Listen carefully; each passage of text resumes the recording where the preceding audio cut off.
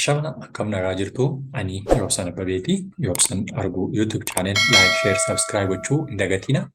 Egaa akkuma yeroo darbee qubee afaan Oromoo waliin ilaalaa turre har'a immoo jecha ijaaruu fi hima ijaaruu jechootarraa yookiin immoo qubeef qubee walitti fiduutiin akkaataatti hima ijaaruu dandeenyuu fi jecha uumuu akka dandeenyu yeroo darbee waliin ilaallee kutaa arfaffaa isaati jechuudha.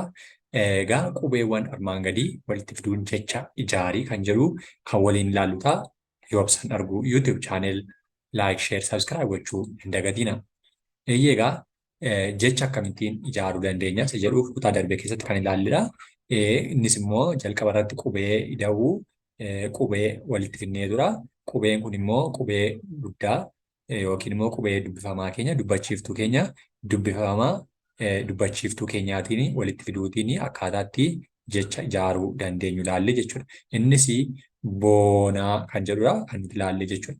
Boonaa jecha jedhu akkaataa kanattidha jechuudha. Isaanis immoo tokko tokko isaanii gaafa ilaallu qubee dubbifamaa keenya kuni dubbifamaa keenya ida'uu oodha. Ida'uu oo ida'uu naa dubbifamaa keenya jechuudha. Ida'uu aa ida'uu aadhaa jechuudha. Lama bakka dheerattetti jechuudha. Yeroo kana warreen kun walitti dhufaniitu walqixa maal ta'a jechuudha. Boonaa jedha jechuudha. Boonaa jechuun maqaa namaati yookiin immoo nama boonu tokko jechuudha. Maqaa namaa boonaa jecha jedhu nu laateera jechuudha. Jechi keenya ijaarameera jechuudha. Akkasumallee lammaffaa irratti immoo maal laalla? Bishaan kan jedhudha jechuudha. Bishaan kan jedhu yeroo ilaallu kunuunsa addunyaa kanatti dubbifamaan keenya jalqabarra dubbifamaa keenyatu galee jira jechuudha. Dubbifamaan keenya maallaa baadhaa jechuudha addunyaa kanatti. Taansee dubbachiiftuu keenyadha. Qubee dachaadha. Dubbachiiftuu lamaa wal taananii jiru. Dhumarra naa maxxantu taatee galteetti jechuudha. Yeroo kana maal ta'e jechuudha egaa bishaan kan jedhu nu laata jechuudha. Isaanis walitti isaanii kunuunfati. Bishaan kan jedhu nu laatee jechuudha. Bishaan kan jedhu kana yeroo nu laatu bishaan jechuudha akka tokko tokko ishee gaafa diriirsine ilaallu dubbifamaa keenya ida'uu dubbachiiftuu xiqqaadha. Dubbachiiftuu iidha. Ida'uu shaan keenya walitti dhawaanteef cimdii yookiin immoo qubee dachaa isa jennudha jechuudha.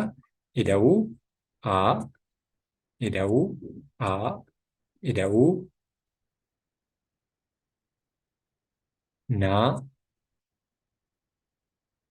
naa keenya ta'e jechuudha. Waliigalli isaa walqixa maal ta'e jechuudha. Bishaan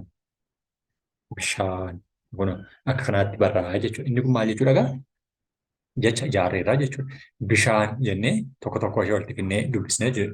Baa, ii, shaa, aa, naadha jechuudha. Walitti bishaan jecha jedhu nuu laatee jira jechuudha. Inni kun maallaa ergaa nuu dabarseera jechuudha. Bishaan jechuun waan dhugamu yookiin kan ittiin dhiqatamu jechuudha. Bishaan gararraatti boonaa isa jennu nuu laatee jechuudha. Ammas gara jalaatti sadaffaa irratti maal nuu laata? Addana kanatti immoo waraabe isa jedhu nuu laata. Waraabe gaafa jennu ammas maal nuu laata jechuudha. Waraabe jalqaba irratti gaafa waraabe jennee barreessinu kun akkanatti barraa'a. Waraabe kun akkanatti nuu laate jechuudha. Isa kana deebisnee tokko tokko isheettiin gaafa diriirsinu waa guddaadha. Dubbifamaa keenya jechuudha. Ida'uu aa ida'uu raa ida'uu aa ida'uu aa ida'uu baa ida'uu eedhaa jechuudha. Waraabe yookiin budduusuu isa jennudha jechuudha. Waraabe inni jira akkanaatti bishaan waraabe gubbaadhaa kaasnee walitti yeroo tokko isaanii walitti fidnu immoo boonaan bishaan waraabe jechuu dandeenya jechuudha. Inni arfaffaa irratti maal arganna ammasii arfaffaa irratti deebinee hima kan biraa arganna jechuudha. Tolashee jedha arfaffaa kanarratti yookiin immoo daarra kan jiru kun immoo tolashee. Tolashee yeroo jennu maqaa namaati jechuudha. Tolashee jechuun maqaa namaa yookiin immoo maqaa dubaraati jechuudha. Tolashee. Tolashee. Tolashee jenneerra jechuudha. Tolashee gaafa tokko tokko isaatti diriirsinu egaa jalqaba irratti taa guddaa keenyaan jalqabanna maqaa namaa waan ta'eef taa ida'uu oo ida'uu laa qubee dubbifamaa keenya ida'uu aa dubbachiiftuu keenya ida'uu shaan ammas qubee dachaadha yookiin cimdii keenyadha ida'uu ee ammas eedha jechuudha. Isa booddee tola ishee isa jedhu nu laatee jechuudha. Inni kun maqaa namaa jechuudha. Tola ishee jechuun maqaa shamaraa yookiin maqaa dubaraa jechuudha.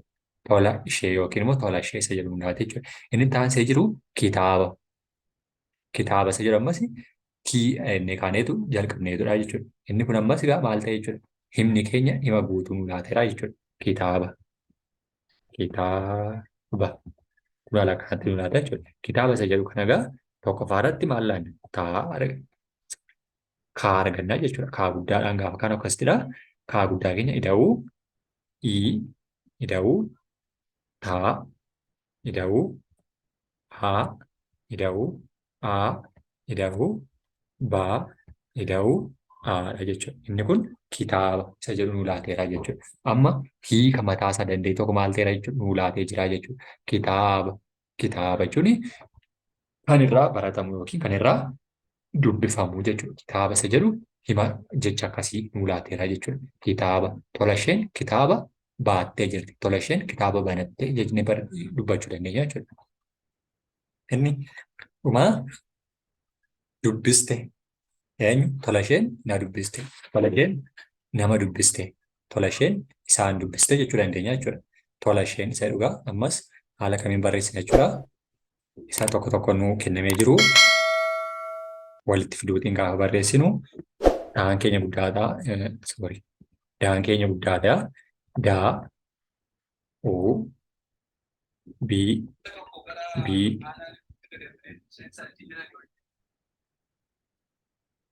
saa, asirratti tee, dubbiste, dubbiste. Eenyu? Tola isheen kitaaba dubbiste. Walqixa jenneetu qaama tokko tokko ishee diriirsina. Tokko tokko ishee gaafa diriirsinu daa, ida'uu, uu, uu xiqqaa keenyaa goona. Uu, ida'uu, baa, ida'uu, baa, ida'uu, ii, ida'uu, saa, ida'uu, taa, ida'uu, ee jenna. Dubbiste. Addanatti maal ta'u keessa jira? Dubbiste inni jedhu baan keenya jabaateera. Saa fi taan immoo waliin faana galaniiru isaaniin gara fuulduraatti kan ilaallu ta'a jechuudha. Kanaaf dubbiste, kitaaba, tola ishee, waraabe kan jedhu kanneen kun hima gabaaboo yookiin immoo hima salphaadhaan ilaalamuu danda'anidha jechuudha. Inni kan biraan shaakala kan biraatti yeroo dabarru shaakala kan biraatti gaafa dabarru inni immoo himuma ammaa ilaalle kana keessatti kan warra ammaa irraa xiqqoo ishee maal ta'udha? Walitti qabatee nuu dubbifamuu danda'udha jechuudha. Inni kun immoo maal jechuudha egaa walitti fiduudhaan maal goona? Sila jecha ijaarree amma immoo hima ijaaruu jechuudha. Tola isheen kitaaba qabdi isa jedhu kana ida'uudhaan nuu laateera jechuudha. Amma immoo gargar baasna jechuudha. Kunoo tola isheen kitaaba qabdi. Eenyutu tola isheen kitaaba qabdi? Tola isheen kitaaba qabdi. Inni lammaffaan baarra jiru magartuu, ida'uu, biqiltuu, ida'uu, dhaabdi. Yeroo barreessinu immoo egaa walitti finnee hima goonu magartuun, magartuun, biqiltuu, dhaabdi. Magartuun biqiltuu dhaabdi. Eenyutu dhaabe? Magartuu. Kan dhaabbatee eenyudha? Biqiltuudha jechuudha. Gubbaatti tola isheen kitaaba qabdi. Tola isheen qabaachuu ishee qabeenyi ishee kitaabaa jechuudha. Magartuun immoo biqiltuu dhaabuu ishee taatee magartuun biqiltuu dhaabuu ishee kan agarsiisu hima guutuu nu laateera jechuudha. Inni sadaffaa irratti immoo boontuun ida'uu, aannan ida'uu, elmite. Kun tokko tokkoon jecha tokko tokko boontuun jecha tokko aannan jecha tokko elmiteen jecha tokko warra kana gara himaatti finnaa jechuudha. Yeroo kana egaa boontuun aannan elmite. Boontuun aannan elmite. Een tokko dabalamteetti. Isheen tokko dogoggoradha. Ammaaf garuu boontuun aannan elmite. Maaltu taateen ta'e boontuun aannan elmuu ishee taatee ta'e nutti agarsiisa jechuudha. Kanaaf gubbaatti jecha ijaarree jechuudha. Jecha yookiin qubeen jecha ijaarreetu hiikatti laanne ida'uudhaan jechuudha. Asitti immoo jecha isa tokko tola isheen jecha tokko kitaabni jecha tokko qabdiin jecha tokkodha jechuudha. Warra kana tola isheen kitaaba qabu. Magartuun biqiltuu dhaabde. Boontuun aannan elmite. Isa jedhu nuu laatee jechuudha. Kana fakkaataa yoo isinitti tole laayik, sheer, sabskiraayib gochuu hin dagatinaa. Galatoomaa ulfaadhaa.